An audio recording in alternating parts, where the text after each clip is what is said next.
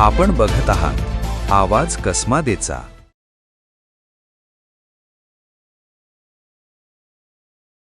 सटाणा ताहराबाद रस्त्यावर ढोलबारे गावाजवळ शनिवारी भीषण अपघात झाला।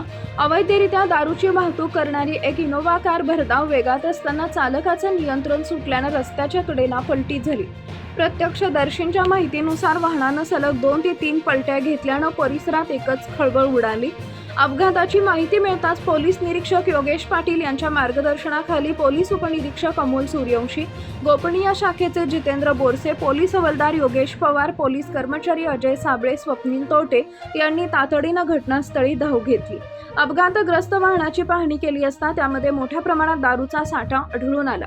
पोलिसांनी वाहनांसह दारूचा मुद्देमाल ताब्यात घेतला असून पंचनामा करण्याची प्रक्रिया सुरू केली आहे। या अपघातात वाहन चालक जखमी झाल्याची माहिती मिळते। जखमी चालकाची ओळख आणि दारूचा साठा नेमका कुठून आणला जात होता तसेच तो कुठे नेण्यात येणार होता याबाबत तपास सुरू आहे। दरम्यान लाखो रुपयांच्या दारूची अवैध वाहतूक होत असताना संबंधित यंत्रणांना याची माहिती कशी मिळाली नाही असा प्रश्न उपस्थित केला जातोय।